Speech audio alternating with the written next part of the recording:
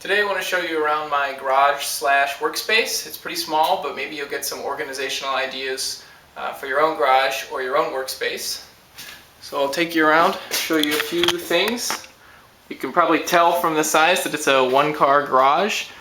So in addition to it being my workspace, I also want to maintain it to be able to fit my car in it. So I'll show you a few of the ways that I've organized it to be able to accommodate both of those things. I'm hanging a lot of stuff on the walls, and what you can see, there's a horizontal strip of 1x4 pine that is screwed to the wall. I screwed this to the stud locations so that then I can use the 1x4 to hang anything I want. So you can see I've got some clamps, I have sawhorses, my straight edge, and my ladder. And I just use hooks from any kind of hardware store to hang that stuff up and be able to get at it when I need it, but to be able to keep it away from the side of the car. I use these folding sawhorses with a mobile work platform, which is just some 2x4s screwed to a piece of 1/2-inch plywood. I hang that on the pine with some screws drilled with holes drilled in the tabletop, because I don't really care about the tabletop. So when I need a workbench, I take both of those off the wall and I set it up. And when I need to park the car in here, I hang them back on the wall. Up above, I've got some boxes that are stored on the ceiling. So I screwed again some 1x4s to the ceiling joists where the screws are, and then I used a couple of pieces of wood screwed and glued together to make kind of shelves for these. So they can slide in and out like that. And I can pull them down when I need to. That one's full of scrap wood. It's just an easy way to keep things that you don't use every day up and out of the way. Up above my door, I've got a little shelf for otherwise unused space. Just some thin strips of wood, again screwed to the studs of the wall to make sure that everything's secure. I used another just sheet of 2x4 1/2-inch plywood, and a little bracket to support the corner, held and screwed to ceiling joists, always screwing to the joists or the studs.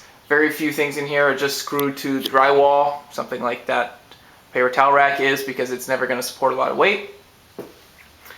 Up in the end here, I've tried to mount my bikes so that they stay as much out of the way as possible. I've screwed some 1x4s into the ceiling joists so that I can position those bike hooks anywhere I need to. It's kind of cobbled together to make the bikes fit as close as they can without bumping into each other and keeping it out of the way as you park the car in here. Got some shelving in the corner that's tilted sideways because I don't have a lot of space. When I need something on those bottom shelves, I have to move everything to the right and get to it, but things that I don't use very often are okay to keep there.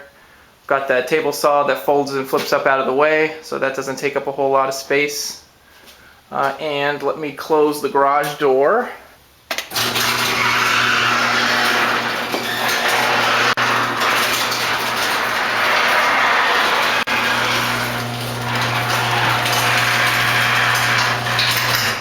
And show you one last thing. So up above my garage door, I've got these storage racks that I built. They're within an inch or two of the garage door when it's open, but when the garage door is closed, there's a whole bunch of space up here that otherwise would be wasted. A lot of garages have a much taller space here, so you can use it for a lot more stuff. I only have about 8 or 9 inches of space there, but it's good for everything you see.